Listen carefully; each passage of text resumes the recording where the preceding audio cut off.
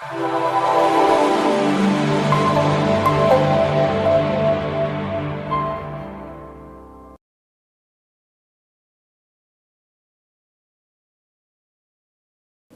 안녕하세요. 저는 대한축구협회 전임 강사 백영철이라고 합니다. 만나 뵙게 돼서 많이 반갑습니다. 제가 오늘 여러분들하고 좀 사실 뭐 강의라고 할 거보다는 지식 그리고 정보에 대한 부분 좀 공유하는 자리라고 좀 생각을 하시면 조금 더 같이 이제 소통하는 부분에서 좀 나을 수 있다라는 좀 생각을 하고 있습니다. 오늘 유소년 청소년 훈련 방향성에 대해서 여러분들하고 좀 대화를 좀 나눠보도록 하겠습니다. 제가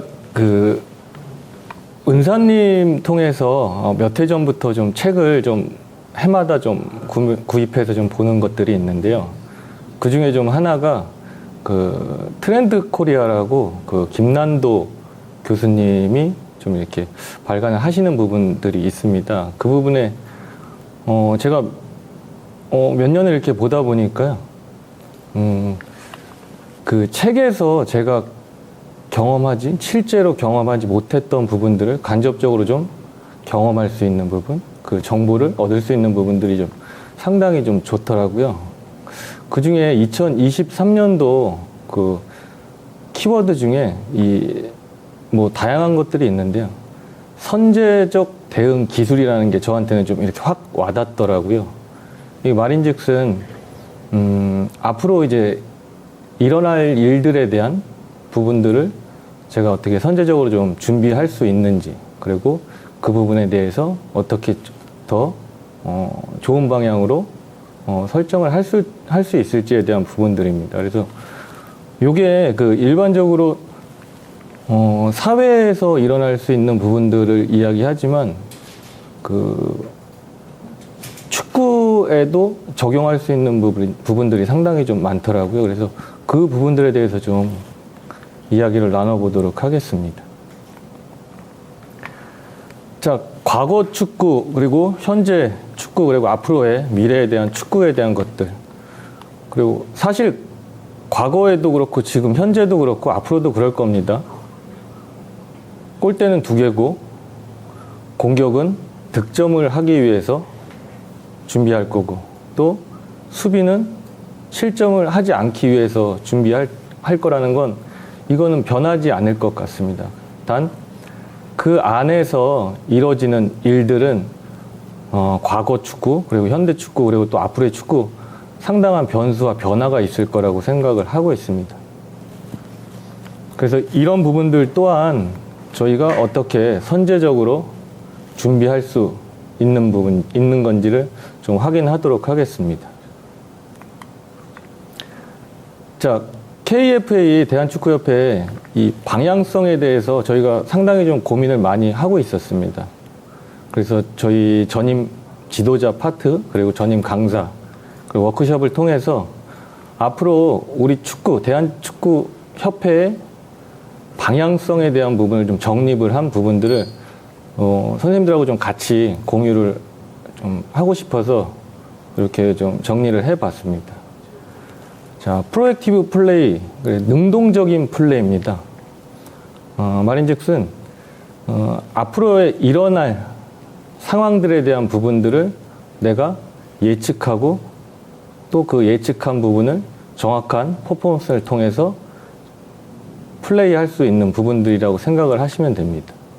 그리고 승리하는 정신, 이 위닝 멘탈리티는 많이들 알고 계시겠지만 이기고자 하는 마음이라고 생각을 하시면 좋을 것 같습니다. 그리고 마지막으로 이제 팀, 동료에 대한 헌신적인 부분. 그래서 요 세 가지 키워드를 저희가 정립을 해서 앞으로 교육뿐만이 아니고 한국 축구 DNA 정립에 이런 부분들을 좀 많이 삽입을 해 넣었습니다.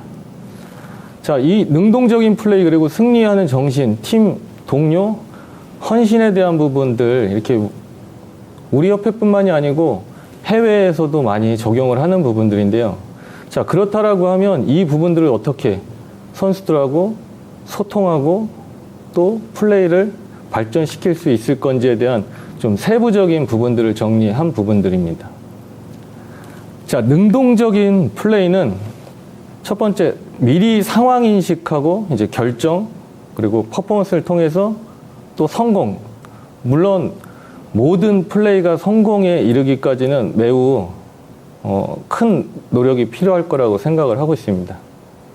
또 경기 운영 능력. 쉽게 얘기해서 예를 들면 내가 볼을 가지고 있을 때 주변 선수들과 어떻게 협업할 건지, 그리고 어떻게 좋은 선택을 할 건지에 대한 부분들이고요. 효과적인 빌드업. 볼을 소유했을 때 우리가 직선적인 플레이가 효과적이긴 하지만 그렇지 않았을 때는 또 어떻게 효과적으로 볼을 소유할 건지에 대한 부분들입니다. 그리고 네 번째는 빠르고 효율적인 공수 전환.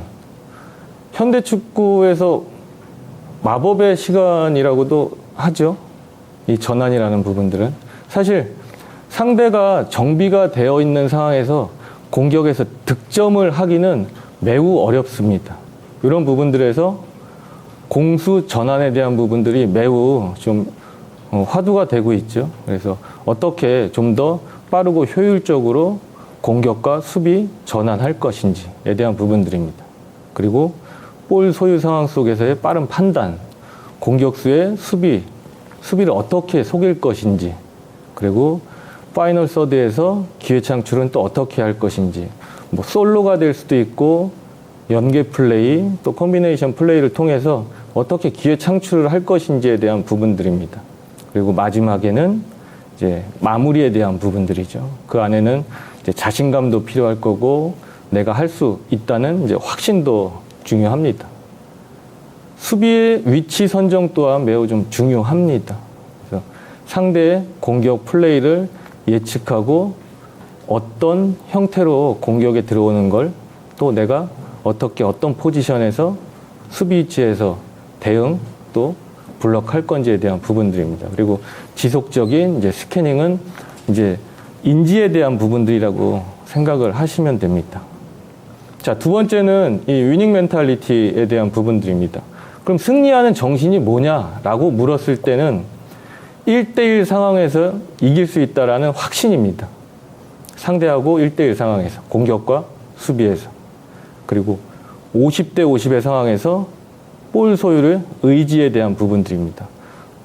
이 부분은 제가 뭐 좀 오래되기는 했지만 이영표 그 전 부회장께서 이야기했던 부분들이 좀 제 머릿속에는 아직도 기억에 남더라고요.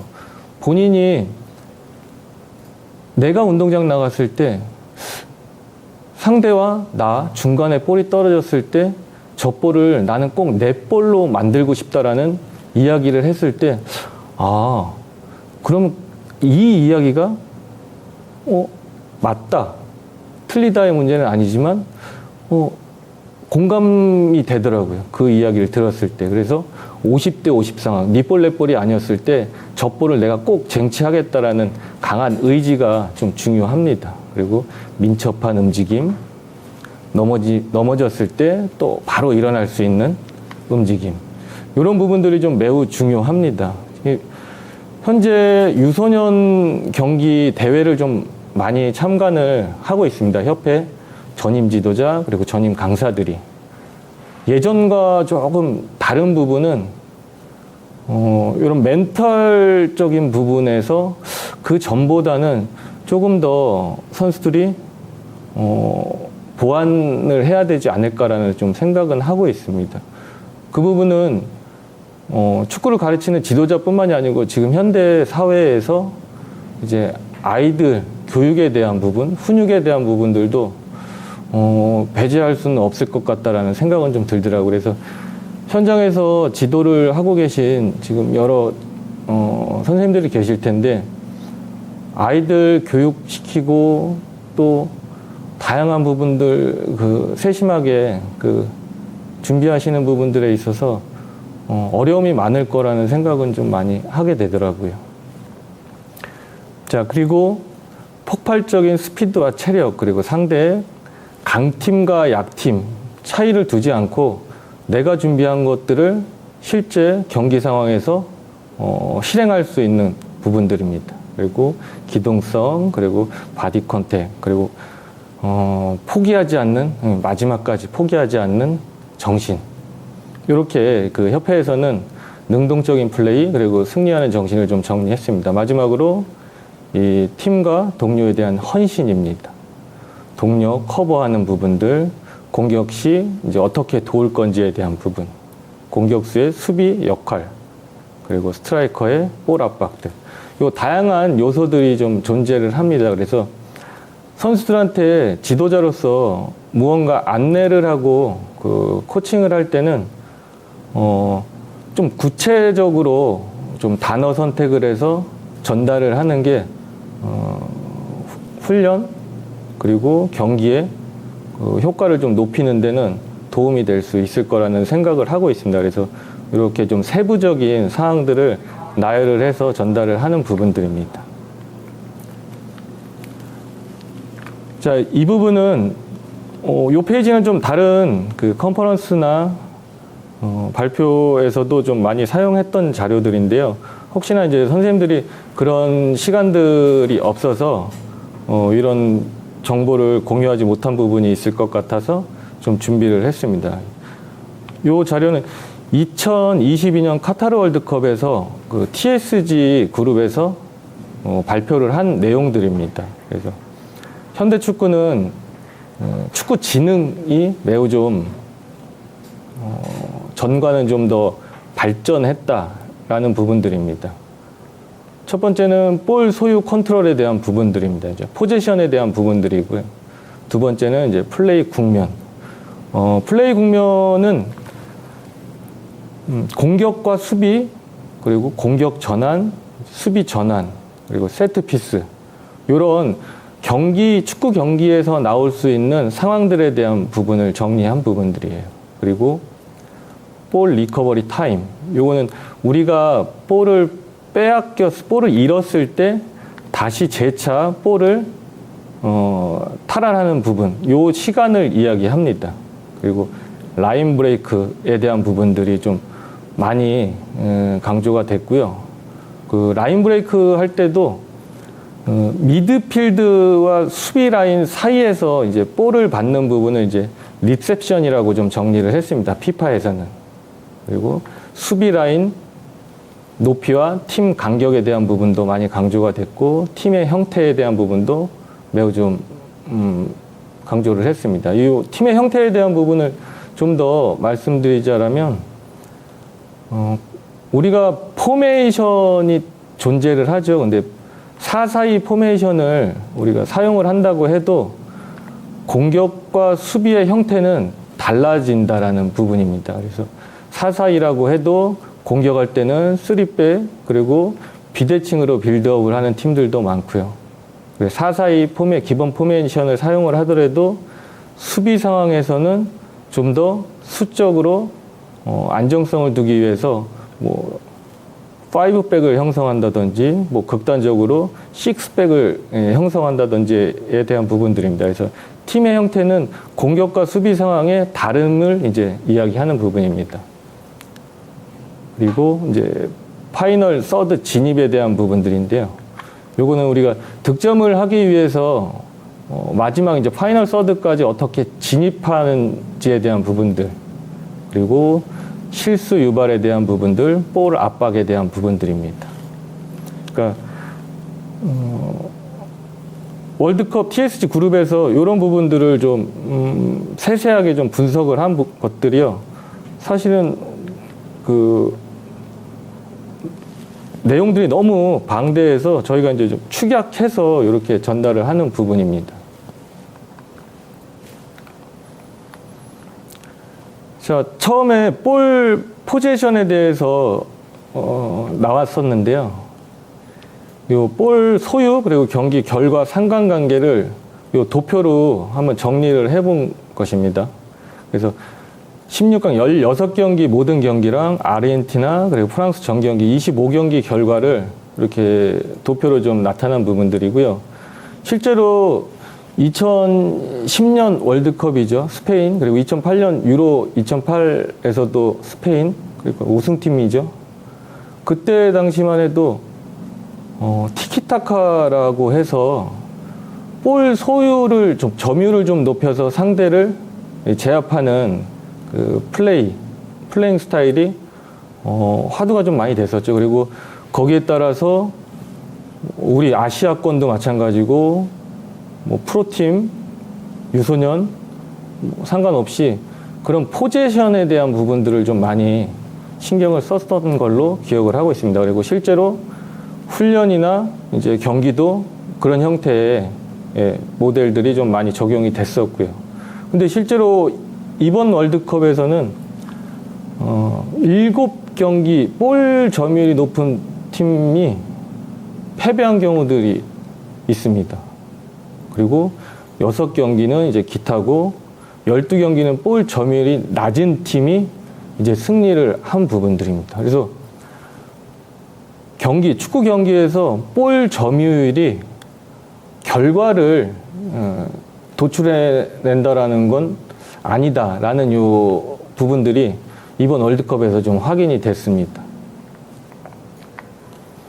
네, 라인 브레이크에 대한 부분들이고요. 요거는 아르헨티나와 우리나라를 좀 구체적으로 좀 분석을 한 부분인데, 실제 이 라인 브레이크에 대한 부분들도 뭐 이전에 없었던 거냐라고 질문을 한다라고 하면 그렇지는 않습니다. 이전도 그리고 앞으로도 계속 이러한 부분들은 발전을 시켜야 되는 부분이라고 생각을 하고 있습니다.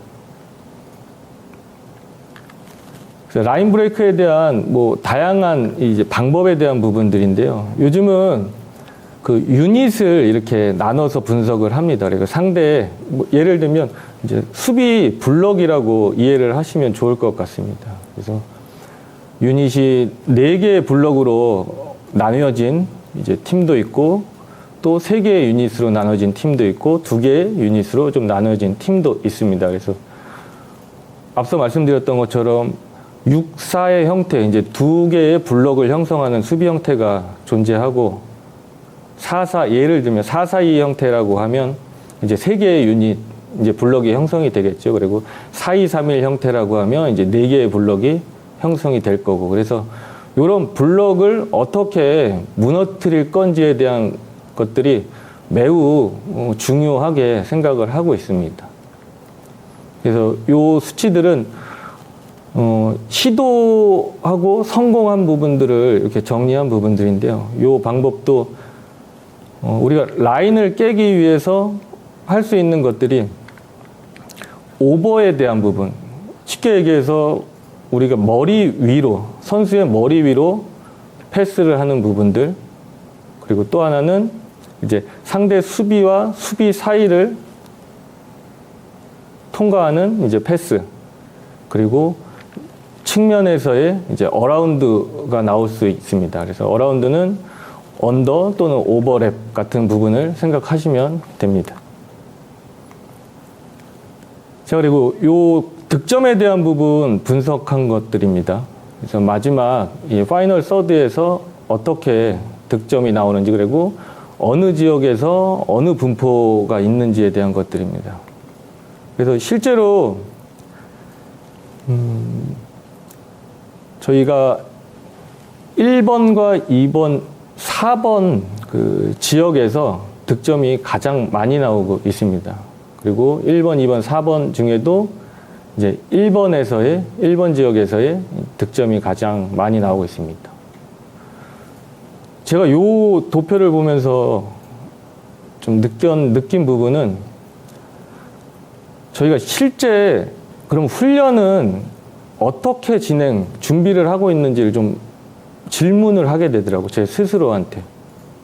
그랬을 때 이 박스 안에서, 그리고 박스 안에서도 이 중앙 지역에서 어떻게 훈련 구성을 하고 우리가 진행을 했었는지, 실제로 뭐 제가 지도자를 했을 때는 사실 크로스 훈련에서는 이런 부분들이 좀 많이 나올 수 있을 것 같은데, 실제 필드 훈련에서 이 박스 안에서 득점하는 부분들 훈련을 시간 할애를 많이 했나라는 좀 생각은 하게 되더라고요. 그래서 앞으로 선생님들이 지도를 하실 때 분석을 하고 그리고 통계를 보고 그 통계에서 좀 방법을 찾는 부분들도 매우 좀 효과적일 수 있을 거라는 좀 생각을 하게 됐습니다.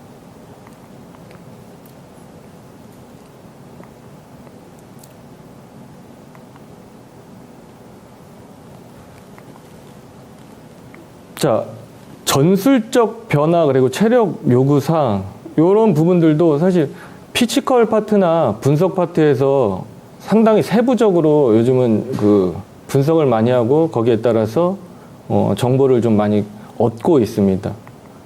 그런데 이런 그 방대한 그 정보나 데이터를 실제 경기장에 구현할 수 있는 부분들은 코치, 감독, 지도자라고 생각을 하고 있습니다. 그래서 이런 데이터에 대한 부분들을 어떻게 우리 팀에 맞게 그 잘 적용할 건지에 대한 것들도 고민이 좀 필요하다라고 생각을 합니다. 그리고 효율적인 움직임이라는 이야기를 좀 많이 하는데요. 이런 부분들도 예측, 그리고 정확한 예측, 그리고 그 예측을 통해서 성공할 수 있는, 그리고 실수를 어떻게 줄일 수 있는지에 대한 부분들입니다. 제가 지금 요 세 분은 지금 협회에 연령대 대표팀 감독으로 지금 활동을 하시는 분들입니다. 그래서 개인적으로 요번에 보수교육을 준비하면서 좀 여쭤본 부분들이 있어요. 그래서 요즘 그 유청소년 지도자들한테 그리고 선수들한테 무엇이 좀 필요한지 선생님들이 선수들과 그 대표팀 선수들과 경험을 했을 때 좀 어떤 부분이 좀 필요한지 부족한지에 대한 부분들을 좀 소통을 좀 했습니다. 그래서 김은중 감독하고 제가 개인적으로 그 인터뷰를 했을 때 그 반응에 대한 부분을 많이 좀 강조를 했습니다. 그래서 우리가 볼을 가지고 있을 때 공격으로 어떻게 빠르게 상대가 정비되기 전에 어떻게 전환할 건지에 대한 반응에 대한 부분들을 좀 매우 강조를 했습니다. 그리고 시작과 그리고 시종일관 지치지 않고 뛸 수 있는 이제 체력이 좀 필요하다라는 이야기를 좀 많이 했습니다. 실제로 지금 고등학교 그리고 대학교에 재학 중인 선수들은 경기 플레이 시간이 좀 적다라는 좀 피드백을 좀 받았습니다. 그 이유는 팀에서 좋은 선수, 예를 들면 베스트에서 핵심적인 역할을 하는 선수들이 90분을 다 소화하는 경우들이 많지 않다라는 좀 이야기를 좀 들었습니다. 리그의 상황도 마찬가지고 또 개인 팀에 대한 운영에 대한 부분들도 있기 때문에 90분을 다 소화할 수 있는 환경이 조금 적다라는 이야기를 좀 많이 들었습니다. 그래서 이런 부분들도 앞으로 우리가 어떻게 좀 개선을 해야 될지 고민을 좀 해봐야 될 것 같다라는 좀 생각이 좀 들었습니다. 그리고 황선홍 감독님 같은 경우는 얼마 전에 저도 그 도하컵 23세 TSG 활동으로 같이 이제 참여를 해서 훈련하고 그리고 경기하는 부분들을 좀 같이 좀 봤는데요. 제가 이제 현장 가서 직접 느낀 부분은 이제 아시아 무대도 우리가 쉽게 볼 수 있을 정도는 아니겠다라는 좀 생각은 좀 들었습니다. 그래서 뭐 축구의 변방이라고 할 수 있는 나라들도 그 전보다는 뭐 기술, 체력, 전술 뭐 이런 부분들에 대해서 상당히 좀 수준이 좀 올라왔다라는 좀 생각을 했습니다. 그래서 앞으로 우리가 축구 그리고 아시아에서 좀 맹주의 역할을 계속 이어가려면 분명히 이 지금보다 좀 더 발전된 환경이나 또 그런 프로세스를 통해서 우리가 먼저 선제적으로 좀 대응을 해야겠다라는 좀 생각을 좀 많이 했습니다. 그리고 이 변성환 그 17세 감독과 이야기했을 때 이제 이해하는 부분들은 선수들의 인지에 대한 부분을 좀 많이 강조를 했습니다. 그래서 상황 인식에 대한 부분이겠죠. 그래서 이런 부분들을 어떻게 그러면 훈련으로 좀 녹여서 발전시킬 수 있을까라는 그런 고민을 좀 스태프들하고 많이 하고 있다라고 이야기를 했습니다. 그래서 그 현장 지도자분들도 좀 궁금해 하실 것 같아서 제가 특별히 17세 대표팀 변성환 감독님께 그럼 변성환 감독님 선생님이 생각하는 그리고 선생님이 생각한 부분을 어떻게 또 코칭해서 또 어떻게 결과를 만들려고 하십니까? 그러면 그 내용들을 좀 같이 좀 공유를 할 수 있습니까? 라고 이제 물어봤더니 흔쾌히 또 말씀을 또 해주셔서 제가 그 이제 코칭 프로세스에 대해서 17세 프로세스에 대해서 좀 같이 공유를 하는 시간을 갖도록 하겠습니다.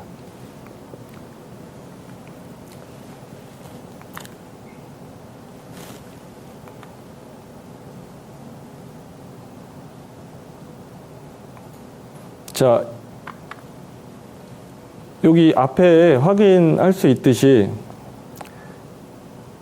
팀의 철학을 먼저 정립을 하고 그리고 이제 게임 모델 그리고 플레이 원칙에 대한 부분들을 이제 정리한 부분들입니다. 그리고 경기 그리고 훈련 영상 그리고 분석 미팅 상황에 맞는 훈련 이렇게 이 코칭 프로세스를 적용하고 있습니다. 정립을 해서 적용을 하고 있었습니다. 17세 같은 경우는. 그래서 선생님들도 현장에서 좀 준비를 좀 더 하고 싶은데 방법에 대한 부분이 좀 어려워서 못하고 있다라고 하면 이런 과정들을 한번 선생님들이 정립을 해서 적용을 한번 해보시는 것도 상당히 지도하시는 데 도움이 될 수 있을 거라고 생각을 하고 있습니다. 그래서 경기 모델에 대한 부분도 요즘에 많이 강조가 되고 있죠. 경기 상황의 4가지 이제 국면, 공격과 수비, 그리고 수비 전환과 공격 전환에 대한 부분, 그리고 세트 피스에 대한 부분, 그리고 이런 이제 공격적인 이제 경기 모델, 게임 모델을 이렇게 나눠 놨다라고 하면 이제 그 하부적으로 공격의 그럼 메인 원칙, 또 하부 원칙, 또 2차 하부 원칙 이런 것들을 선생님들이 좀 정립을 해서 그 팀을 이제 만들어 나가는 과정이 있다라고 하면 선수들과 소통하고 훈련하는데 훨씬 더 용이할 수 있을 거라고 생각을 하고 있습니다. 그래서 이런 방법에 대한 부분들도 매우 좀 구체적으로 준비를 해서 선수들과 소통하는 부분들입니다. 자, 이 부분은 상대 팀을 그럼 어떻게 분석하고 그 분석한 부분을 토대로 또 어떻게 훈련 그리고 경기할 건지에 대한 과정들이라고 생각을 하시면 됩니다. 그래서 상대 팀 분석을 통해서 이제 상대의 강점과 약점을 찾아내고 그리고 이제 경기를 어떻게 계획할 건지에 대한 부분입니다. 그것도 공격과 수비 그리고 전환 상황은 또 어떻게 할 것인지 그리고 그런 부분들을 훈련으로 구성하고 진행하는 부분들 그리고 경기 마지막 이제 명확하게 경기 플랜을 갖고 경기를 진행하는 부분들입니다. 그래서 제가 17세 프로세스를 보면서 느꼈던 부분들은 이 원 팀이다라는 좀 생각을 많이 하게 됐습니다. 이런 과정들을 그리고 이런 방법을 찾기 위해서 끊임없이 연구하고 탐구하고 그리고 소통하는 모습들에서 이 팀은 정말 이 좋은 이 프로세스는 좀 현장에 계신 여러 선생님들과 공유를 좀 하면 좋겠다라는 좀 생각이 들었던 이 부분이 이런 부분들입니다. 자, 그런 분석을 했다라고 하면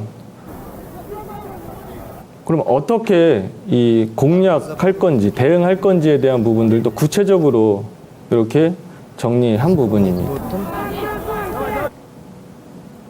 상대가 상대의 이제 강한 이제 강점인 를 활용한 빌드업.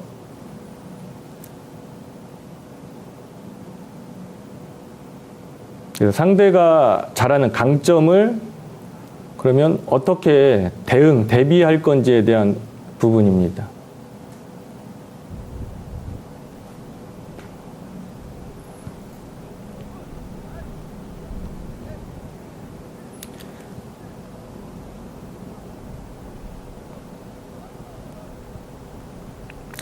근데 이 훈련은 드릴 형태에 가깝죠. 저희가 지금 계속 강습회에서 드릴 형태와 이제 플레이 형태에 대한 강점과 약점에 대한 것들을 설명을 하고 있는데, 이런 훈련은 이제 드릴 형태에 가깝습니다. 그래서 대표팀 같은 경우는 단기 이제 소집을 하고 또 다시 본인들의 팀으로 돌아가는 상황들이기 때문에 대회를 준비하다 보면 팀의 조직 그리고 감독의 색깔을 입히기 위해서 이렇게 드릴 형태의 훈련 프로그램을 구성하기도 합니다.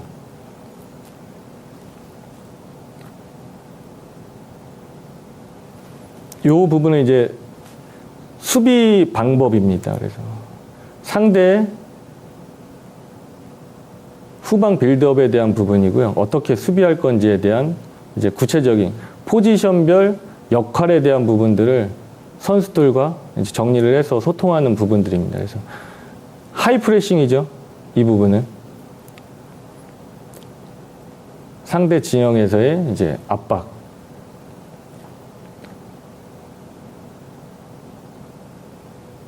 채널링을 통해서 조직을 어떻게 갖출 것인지, 그리고 상대가 4-3-3 형태로 미들 이제 볼 프로그레션을 할 때는 이제 공격으로 진행할 때는 미들 블럭을 어떻게 형성할 건지, 그리고 미들 블럭에서 또 어떻게 채널링을 할 건지에 대한 부분.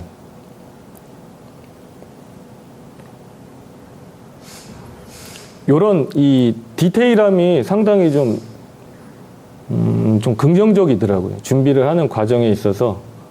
그리고 이런 걸 지도자만 알고 있는 게 아니고 선수들과 소통해서 또 피치에서 이제 구현해내는 것들이 상당히 좀 인상이 좀 인상적이었습니다.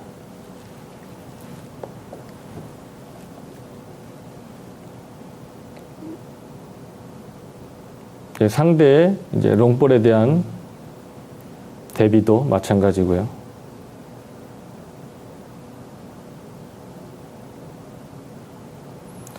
요건 이제 로우 블록, 우리가 상대의 빌드업에 밀려 내려와서 이제 로우 블록을 형성했을 때 상황입니다. 그래서 중앙을 어떻게 컴팩트하게 수비할 건지, 그리고 3명의 미드필더의 역할에 대한 부분,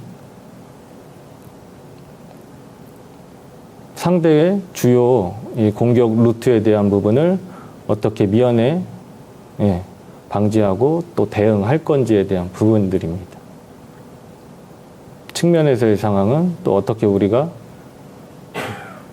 대응할 건지.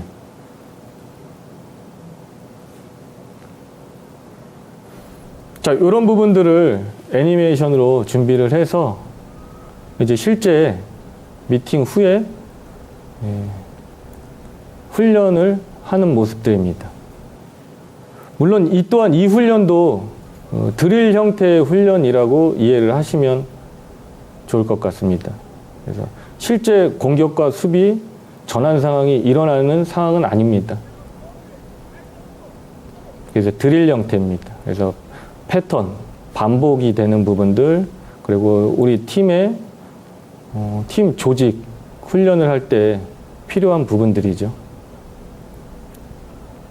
인지 단계라고 보시면 됩니다. 인지 단계.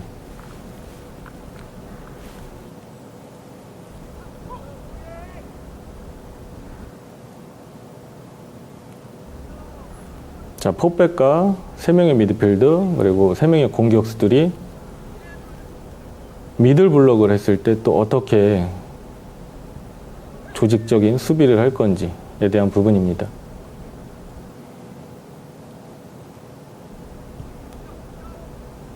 그리고 측면을 우리가 불러갈 것인지 이제 중앙을 불러갈 건지에 대한 부분도 좀 명확하게 지금 코칭이 이루어지는 부분들이고요.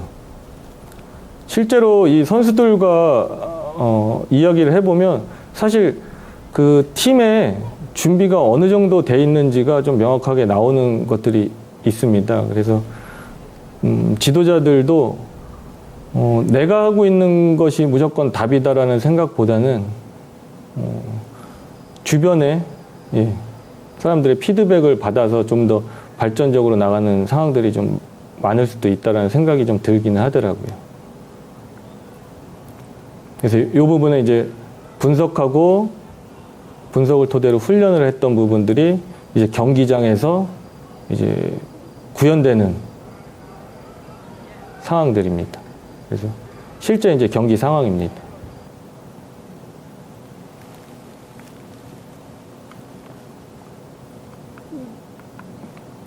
자, 그래서 이 팀 발전을 위한 이 프로세스는 항상 중심은 이제 매치 경기가 돼야 된다라는 생각을 가지고 있습니다. 그리고 그 중심으로 이제 경기 영상 분석, 이제 분석을 통해서 또 훈련을 어떻게 준비할 것인지, 그리고 그 훈련 준비한 부분을 선수들과 어떻게 또 소통할 것인지, 그리고 훈련 후에 그 부분을 또 경기장에서 구현해내는 부분들입니다.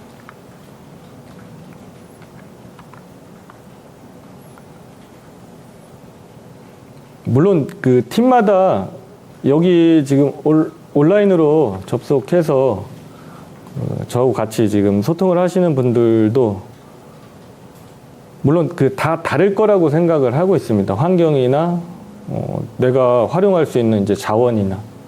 하지만 그거를 좀 너무 배척하지는 마시고 나하고 상황이 맞지 않다라는 생각보다는 요런 그 프로세스를 그럼 만약에 내가 우리 팀에 적용할 수 있는 방법은 무엇이 있을지라는 좀 고민을 한번 해보시고 그런 부분에 대해서 좀 더 선수들과 소통하고 그 부분을 훈련하면서 충분히 좀 발전할 수 있을 거라는 생각은 좀 하게 되더라고요. 그래서 이런 과정들이니까요. 한번 참고를 좀 해주셨으면 합니다.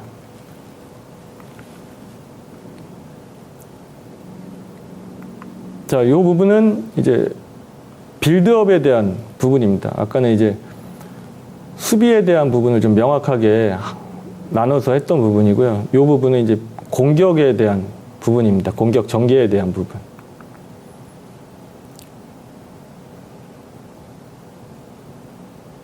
이제 후방에서의 수적 우위에 대한 부분들입니다. 자, 상대가 완톱으로 수비했을 때랑 또 상대가 투톱으로 수비했을 때 빌드업의 또 다른 방법입니다. 수적 우위를 만드는 방법이라고 이해하시면 좋을 것 같습니다. 그래서 미드필드, 공격형 미드필드와 수비형 미드필드의 이제 로테이션 플레이.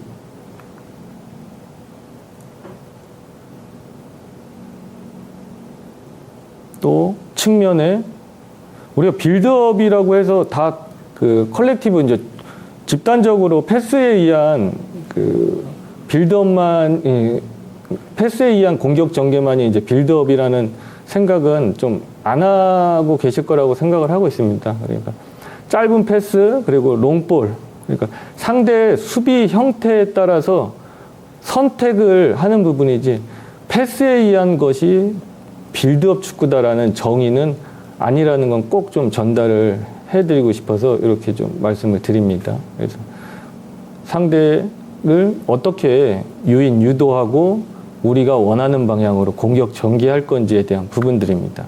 그 안에는 모든 지도자가 마찬가지겠죠. 공격할 때는 우리 팀 선수가 한 명이 좀 더 많기를 원하고 또 반대로 수비할 때도 우리 팀 선수가 한 명이 좀 더 많기를 수적 우위를 좀 점하기를 원하죠. 그래서 이런 구체적인 부분들을 좀 정리를 해서 선수들과 소통하고 그런 부분들을 훈련, 경기로 좀 적용시키면 훨씬 더 좋은 경기력 그리고 그 안에서 구성원들이 좀 발전할 수 있을 거라고 생각을 하고 있습니다. 자, 요거는 GK를 활용한 이제 후방 빌드업 상황입니다. 앞서 이제 보셨던 것처럼 모든 훈련 그리고 모든 경기 결과 내용들이 좋지만은 않습니다. 그래서 우리가 보완해야 될 점들에 대한 것들을 이렇게 정리를 해서 선수들과 소통하는 부분들입니다.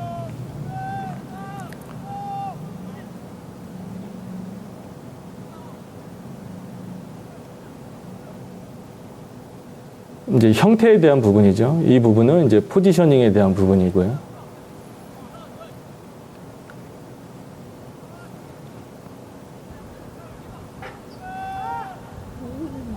자, 요거는 지금 보완 미흡했던 점을 이렇게 편집을, 경기 상황을 편집을 해서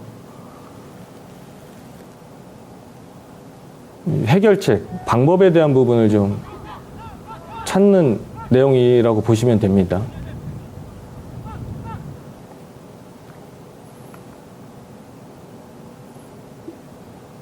자, 이 부분을 좀 보완하기 위해서 이제 훈련 구성을 하죠, 지도자는. 그래서 후방 빌더, 이제 패싱 드릴에 대한 훈련입니다.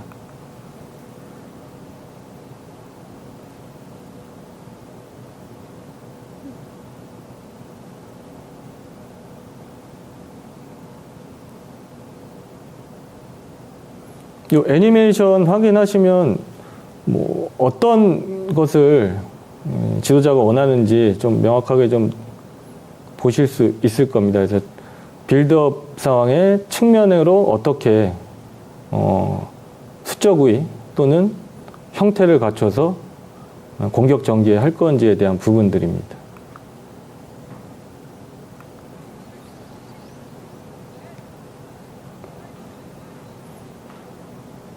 자, 이 부분도 그러한 애니메이션을 통해서 소통하고 훈련장에서 적용하는 부분들입니다.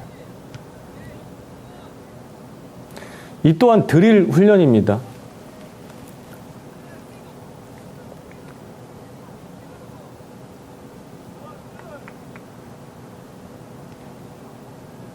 자, 이런 형태를 갖춰서 훈련을 진행하는 부분들이고요.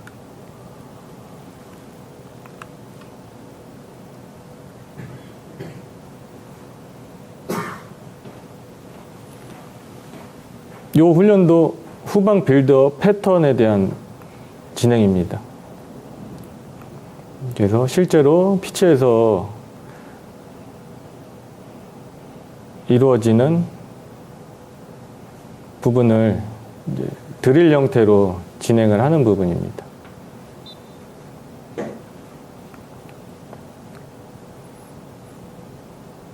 자, 이 훈련은 이 좁은 공간에서 빌드업 능력을 좀 향상시키고자 하는 지도자의 이제 목적이 있습니다. 그래서 피치를 좀 좁게 설정을 해놓고 스캐닝 또는 볼 컨트롤에 대한 부분을 좀 선수들이 많이 경험할 수 있도록 구성을 한 부분입니다. 그래서 이제 실제 플레이 상황을 좀 보도록 하겠습니다.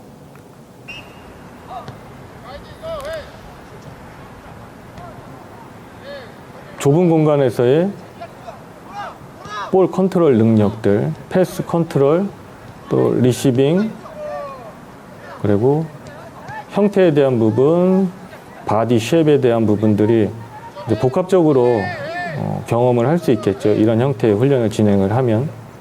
그리고 특히 요즘은 이제 GK 후방 빌드업 할 때 GK의 또 이 발밑 능력도 상당히 중요합니다. 그래서 같이 이제 훈련을 시키는 것들도 선생님들이 현장에서 고려해 보시면 도움이 될 수 있을 거라고 생각합니다.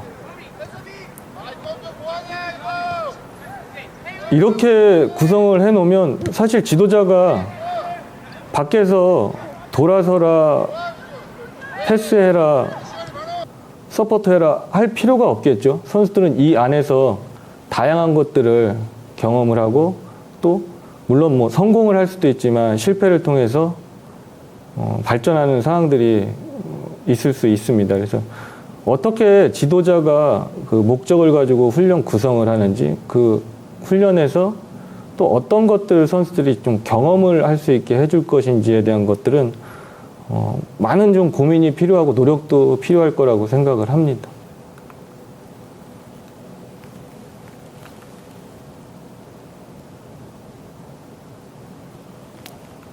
자, 이런 부분들은 이제 플레이 형태의 훈련이 되겠죠. 실제 경기 상황과 이제 동일한, 물론 피치의 크기는 다르지만 공격과 수비 그리고 전환 상황을 선수들이 계속 경험할 수 있는 부분들입니다. 요거를 이제 플레이 형태의 훈련이라고 합니다.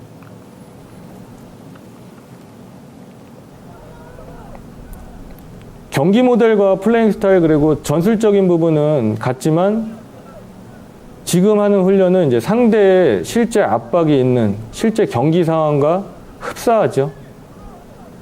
이런 부분들을 플레이 형태의 훈련이라고 합니다.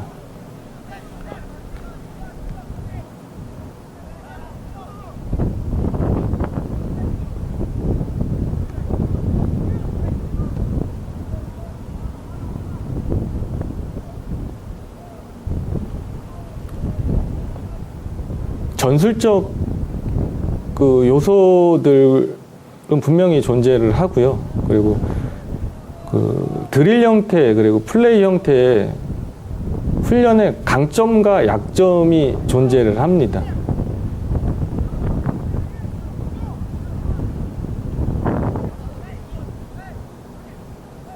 자, 드릴 형태 같은 훈련은 기본적으로 상대의 압박이 없는 상황에서 우리가 계속 기본 기술을 습득하는데 상당히 좀 용이하죠. 그 대신 약점은 실제 경기 상황에서 나올 수 있는 것들은 많지가 않죠. 그래서 실제 경기, 예를 들어 볼을 잘 가지고 컨트롤하는 선수가 있는데 경기 상황 가서는 잘 안 되는 이유가 이런 플레이 형태의 훈련 경험이 적은 선수들이 대다수라고 생각을 하고 있습니다. 그래서 훈련 구성을 하실 땐 드릴 형태의 훈련과 플레이 형태의 훈련을 어떻게 적재적소에 사용하실 건지에 대한 것들이 매우 좀 중요합니다. 비중에 대한 부분들도 매우 중요하고요.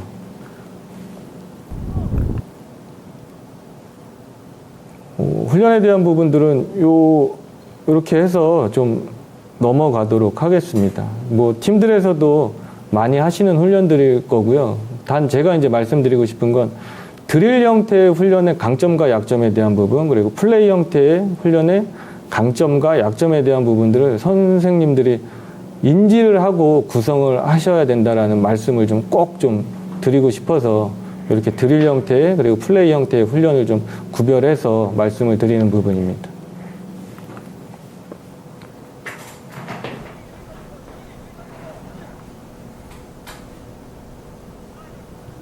자, 이 훈련도 마찬가지로 공격과 수비를 같이 경험을 할 수 있죠, 선수들이. 그럼 자연적으로 이제 플레이 형태의 훈련이라고 생각을 하시면 됩니다.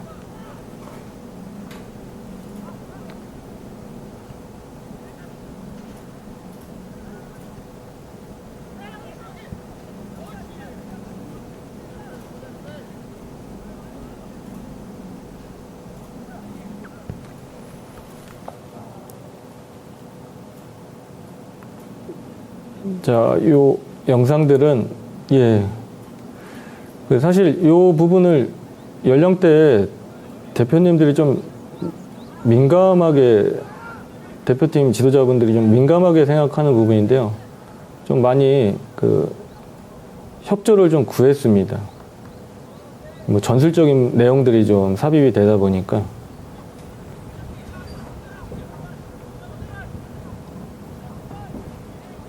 GK를 활용한 빌드업, 이제 후방 빌드업을 어떻게 훈련할 건지에 대한 부분들이고요. 앞서 그 세부적인 그리고 선수들의 이런 로테이션 플레이에 대한 부분들도 애니메이션, 그리고 훈련 구성, 그리고 경기에서도 계속 확인하실 수 있는 부분들입니다. 그래서 목적은 같고 방법은 좀 다를 수 있다라는 좀 생각은 좀 들더라고요. 그래서 다양한 방법들을 어떻게 현장에서 선생님들이 좀 선택을 하실 건지는 하실 건지가 매우 좀 중요한 것 같습니다.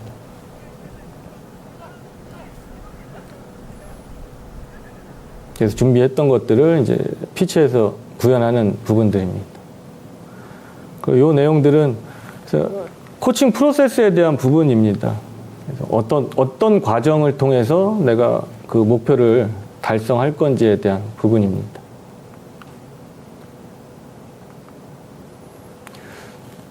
그리고 요 영상은 제가 얼마 전에 2022년 월드컵이 끝난 이후에 그 JFA 그 풋볼 컨퍼런스에서 한 내용들인데요. 요거를 보고 제가 좀 느낀 부분이 있어서 같이 좀 공유를 하면 좀 좋을 것 같다라는 생각으로 한번 좀 영상을 좀 넣어봤습니다. 같이 한번 확인해 보도록 하겠습니다.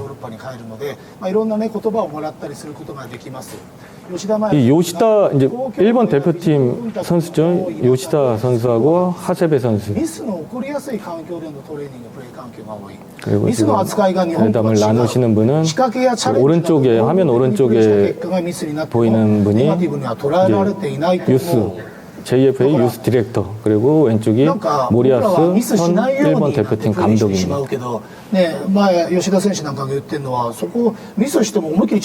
그 자막을 한번 좀 확인을 하시면 좀 이해하고 저하고 좀 대화하기가 조금 더 수월할 수 있을 것 같습니다.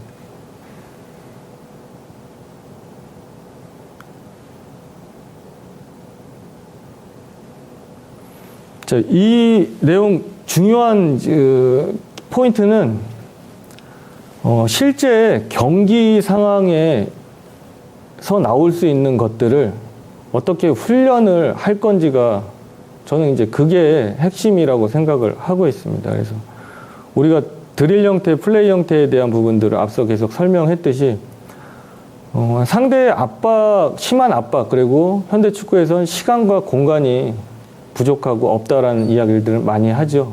그래서 그 긴박한 상황 속에 상대의 또 거친 바디 컨택도 있을 거고요.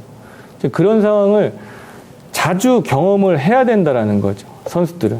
그리고 그 상황에서 물론 성공을 할 수도 있고 실패를 할 수도 있고 그 안에서 또 그 경험 안에서 선수들이 스스로 해결책을 찾아가는 부분들, 이런 것들이 매우 중요하다라는 좀 생각을 합니다. 그래서 이 두 선수도 일본에서 있을 때, 그리고 해외 리그에 나가서의 그런 강도에 대한 부분들을 좀 매우 강조하는 부분들이었고요. 또 하나 이제 모리타 히데마시라는 일본 대표팀 선수입니다. 그래서 그 좌측 막대그래프 2개는 J리그에서 선수 생활 할 때 그래프고요. 이제 우측에 4개의 막대 그래프는 해외 이적 이후에, 포르투갈로 이적 이후에 이제 플레이 강도 그래프입니다. 그래서 좌측에 있는 J리그 소속이었을 때 강도와 우측에 있을 때 고강도, 이 비율이 차이가 납니다. 근데 이 차이가 나는 이유가 일본에서는 사실 그런 고강도 러닝을 하지 않아도 이 선수가 경쟁에서 뒤처지는 경우가 없었다라고 합니다. 근데 해외 리그 가서 경험을 해 봤을 때 이 고강도에 대한 부분들이 매우 강조가 된다라는 이야기를 했습니다. 그래서 요 4개, 우측에 있는 4개의 그래프는 해외 리그에 나가서 경험을 한 이후에 대표팀에 들어와서 이 고강도 러닝에 늘어났다라는 이 그래프입니다. 그래서 우리가 드릴 형태, 플레이 형태의 훈련에서도 드릴 형태보다는 플레이 형태의 훈련에서 이런 경기와 흡사한 상황들이 많이 일어날 수 있다는 부분을 좀 강조드리고 싶습니다. 자, 마지막으로 이 훈련 프로그램 구성에 대해서 말씀드리겠습니다. 무엇보다 이 지도자의 목표, 목적이 중요한 것 같습니다. 그래서 오늘 훈련을 할 때 지도자가 무엇을 발전시킬 것인지에 대한 것입니다. 자, 경기 국면에 대한 부분 한번 말씀을 드렸죠. 그래서 공격 조직에 대한 부분, 수비 조직에 대한 부분, 그리고 수비 전환에 대한 부분, 공격 전환에 대한 부분. 이 안에는 경기장에서 나올 수 있는 모든 상황들을 넣어 놓은 것들입니다.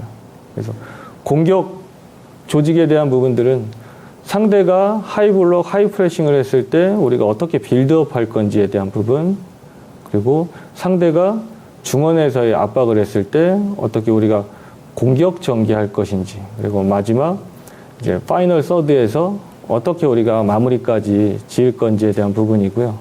수비 조직에 대한 부분은 상대의 빌드업 상황에 우리가 전방에서 하이 프레싱, 하이 블록을 어떻게 할 건지, 그리고 미들 블록, 미들 프레싱을 어떻게 할 건지, 그리고 디펜딩 서드에서의 이제 수비 방법들에 대한 것들입니다. 그래서 공격 전환, 수비 전환도 이런 부분들을 좀 잘 참고를 하셔서 경기 계획 그리고 훈련 계획을 하시면 막연하게 뭘 어떻게 준비할 건지보다는 정립을 하시는 데 훨씬 더 도움이 될 수 있을 거라고 생각을 합니다. 앞서 말씀드린 수비 조직을 어떻게 할 것인지 죄송합니다. 이거는 이제 공격 조직에 대한 부분입니다. 빌드업을 어떻게 할 것인지, 그리고 미들 서드에서 공격 전개는 또 어떻게 할 것인지, 그리고 파이널 서드까지 진입을 어떤 방법을 또 찾아낼 것인지, 그리고 파이널 서드에서는 또 어떻게 득점으로 또 마무리할 것인지, 이제 기회 창출과 마무리에 대한 부분들입니다. 자, 이 부분은 이제 수비 조직에 대한 부분입니다. 자, 로우 블록, 로우 프레싱, 그리고 미들 블록, 미들 프레싱, 그리고 하이 블록, 하이 프레싱에 대한 부분입니다. 요 경기력 요소 중에 이 기술적인 부분, 그리고 전술적인 부분, 이제 체력적인 부분, 정신, 멘탈적인 부분입니다. 그래서 기술적인 부분은 패스, 드리블, 컨트롤, 슈팅, 이제 헤더. 그리고 전술적인 부분은 개인, 그룹, 팀 전술에 대한 부분이고요. 이 체력 관련된 부분은 스피드, 그리고 지구력, 그리고 근력에 대한 부분. 그리고 멘탈적인 건 목표 설정은 또 어떻게 할 것인지, 그리고 위닝 멘탈리티에 대한 부분으로 정리를 했습니다.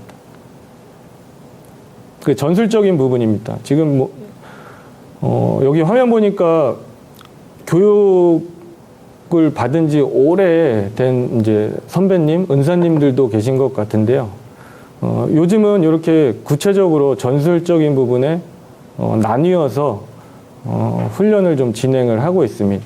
그래서 개인 전술에 대한 부분은 이제 솔로 플레이에 대한 부분입니다. 1대1과 1대2, 그리고 파트너 전술 2대1, 2대2, 2대3, 그리고 그룹 전술에 대한 부분은 3대1, 3대2, 그러니까 7대7까지를 이제 그룹 전술에 정리를 한 부분입니다. 그리고 팀 전술에 대한 부분은 8대8, 그리고 11대11까지에 대한 부분을 팀 전술로 정리를 했습니다.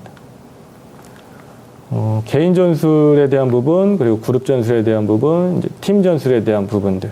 그래서 개인 전술도 요거는 이제 수비에 대한 부분이라고 생각을 하시면 됩니다. 선생님들이 이제 훈련 구성을 하실 때 수비 훈련을 해야 되는데 그럼 어디서 어떻게 훈련을 준비를 해야 될까라는 고민이 있으실 때는 요런 좀 도표 상황을 좀 고려해서 선생님들이 훈련 구성을 하시면 좋을 것 같습니다. 그래서 개인 전술에 대한 부분은 이제 중앙에서의 1대1, 그리고 측면에서의 1대1, 그리고 1대2, 이제 수적 열세인 상황에서의 선수들 경험 어떻게 시켜줄 것인지, 그리고 이제 그룹 전술로 들어가면 백포 그리고 백파이브의 이제 행동들 어떻게 훈련시킬 것인지, 그리고 측면에서의 수비, 그리고 이제 중앙에서의 수비, 그리고 2대1 상황에서의 이제 어떻게 창조해낼 것인지,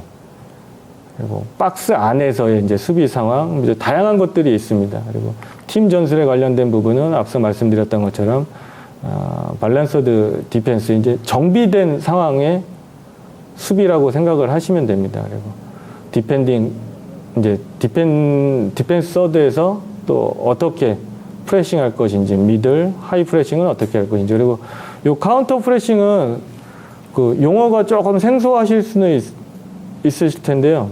이제 즉각적인 압박이라고 보시면 됩니다. 제가 우리 팀이 볼을 잃었을 때 즉각적으로 볼 탈환을 위해서 즉각적인 압박, 뭐 개인이 될 수도 있고 그룹이 될 수도 있고 전체 팀이 될 수도 있는 상황입니다. 그래서 카운터 프레싱에 대한 부분들도 이번 이제 월드컵에서는 좀 많이 강조가 됐던 부분입니다.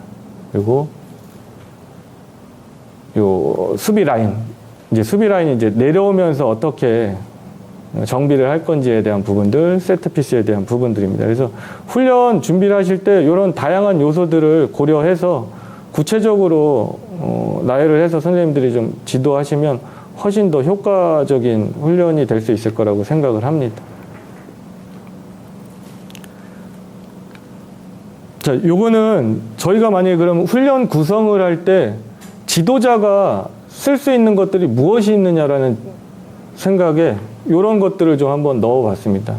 뭐 앞서서도 이제 강습회에서도 계속 안내해 드리는 부분들이고요. 우리 지도자가 쓸 수 있는 코칭 도구라고 생각을 하시면 됩니다. 그래서 그 도구는 우리가 이제 선수를 활용해서 훈련 구성을 할 수도 있고, 그리고 훈련 장비 또는 시간, 그리고 공간, 그리고 규칙을 이렇게 5가지를 활용해서 우리가 훈련을 구성하고 시행할 수 있습니다. 오늘 제가 좀 핵심적으로 말씀드리고 싶은 내용들이 이 페이지에 있습니다. 그래서 이 드릴 형태의 훈련과 플레이 형태의 훈련입니다. 그래서 이 드릴 형태의 훈련이 좋다, 나쁘다의 관점은 아닙니다. 그래서 드릴 형태의 강점과 약점이 분명히 존재할 거고, 또 플레이 형태의 강점과 분명히 약점이 존재할 거라고 생각을 하고 있습니다. 드릴 형태의 강점이라고 하면 우리가 계속 반복적인 훈련을 할 수 있다는 거죠. 그리고 상대의 강한 압박이 없는 상황에서도 할 수 있고, 또는 상대의 강한 압박이 있는 상황에서도 할 수 있는 것들입니다. 그래서 드릴 형태의 훈련은 지도자가 무언가 한 가지를 발전시키고자 했을 때 계속 반복적으로 훈련하는데 좋은 이제 강점이 있는 훈련이라고 생각을 하시면 됩니다. 그리고 플레이 형태의 훈련은 실제 경기 상황과 동일 또는 흡사한 상황들이죠. 그래서 공격과 수비가 계속 반복적으로 일어나는 상황들이라고 생각을 하시면 됩니다. 네, 요거는 좀 시간상 넘어가도록 하겠습니다.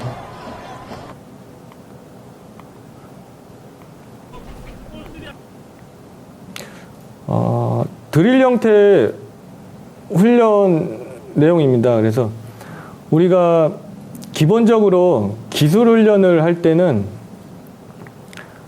처음 단계, 이제 배우고 적응하는 단계에서는 좀 더 상대의 압박이 없는 상황에서 훈련을 좀 진행하는 것들이 좀 좋고요.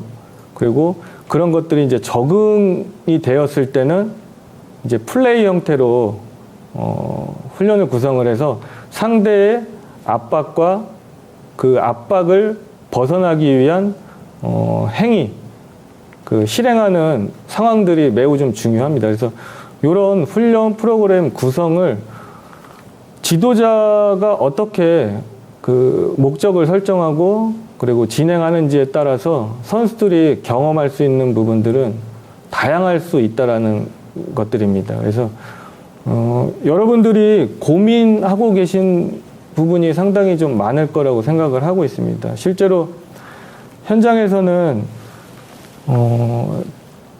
선수들을 지도하는 것 이외에 돌봐야 될 일들이 너무 많다라는 이야기를 좀 많이 듣고 있습니다. 근데 그럼에도 불구하고 현재 그 일선 현장에서 노력하고 계신 그 지금 선생님들이 계시기 때문에 저희 그 대한민국 축구 그리고 유소년 축구가 발전하고 있다라고 생각을 하고 있습니다. 그 여러분들의 그 노고가 없었다라고 하면 사실 우리나라 지금 월드컵도 마찬가지고 앞으로 또 우리나라 축구 미래가 어려울 수 있다라고 생각을 하고 있습니다. 그래서 어려우시겠지만 지금처럼 좀 열심히 아이들과 소통하면서 선수들과 소통하면서 구성원들이 발전하는 상황이 좀 됐으면 하는 개인적인 바람이 좀 있습니다. 그리고 그 강습회에서도 제가 여러 차례 말씀을 드리지만 아이들이 행복한 세상 그리고 아이들이 행복했으면 좋겠다라는 이야기를 하는데 그런 생각을 많이 하다 보니까 그럼 지도자는 언제 그러면 쉬고 언제 행복을 찾아야 되지라는 좀 질문을 하게 되더라고요. 그래서 아이들이 행복하려면 여기 계신 그리고 지도자분들이 좀 행복해야 될 것 같습니다. 그리고 행복은 좋은 기억이다라는 이야기가 있더라고요. 그래서 오늘도 그리고 좀 좋은 기억을 하나 좀 만들어가는 날이었으면 하는 바람이고요. 여러분들이 좀 행복한 하루하루가 됐으면 하는 소망이 있습니다. 제가 준비한 부분은 여기까지고요. 지금까지 경청해 주셔서 대단히 감사합니다. 혹시 질문 있으시면 질문 받도록 하겠습니다. 질문이 하나 있어가지고 네. 화면에 보시면 선생님들과 소통하는 것은 매우 중요하다고 생각됩니다. 소통 도구인 애니메이션은 어떤 프로그램인지 궁금합니다. 요거는 택티컬 패드도 있고요. 뭐 여러 가지가 있더라고요. 저도 협회에서 좀 제공을 받는 택티컬 패드가 있는데요. 요거는 그 인터넷에 좀 서치를 해보시면 뭐 요것뿐만이 아니고 그 강점이 있는 어플들이 상당히 좀 많습니다. 그래서 뭐 제가 어떤 프로그램이 좋다 나쁘다라고 안내해 드리는 것보다는 한번 서치를 한번 해보시고 혹시나 좀 궁금하신 부분이 있으면 협회나 개인적으로 좀 연락을 주시면 제가 그 분석관 통해서 좋은 프로그램을 안내해 드리도록 하겠습니다. 여기서 그 한 가지를 좀 언급하기에는 좀 부적절한 것 같아서요. 그렇게 좀 안내 드리면 답변이 됐을지.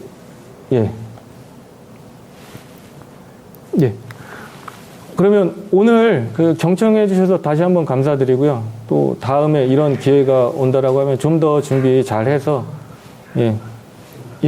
질문이 또 하나 있다라고 말씀을 하셨어요.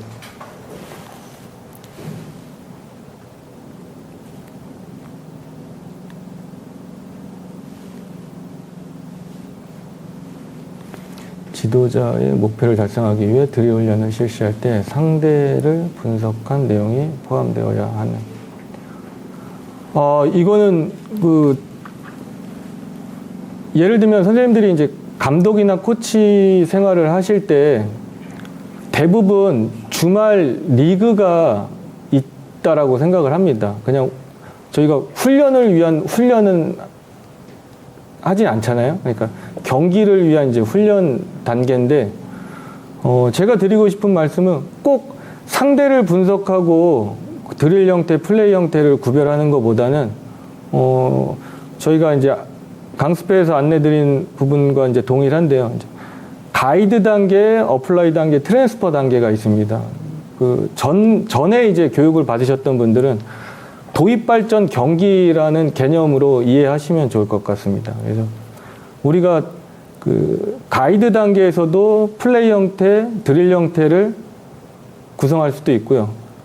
그리고 어플라이, 좀 더 발전된 단계에서 드릴 형태, 플레이 형태 훈련을 구성할 수도 있습니다. 그래서 꼭 상대 분석을 해서 해야 된다라는 그 정의는 없습니다. 그 안에서 지도자가 발전시키고자 하는 부분을 어떤 형태의 훈련을 구성할 건지가 중요한 거지 꼭 상대를 분석을 통해서 포함할 필요는 없다라고 생각을 합니다.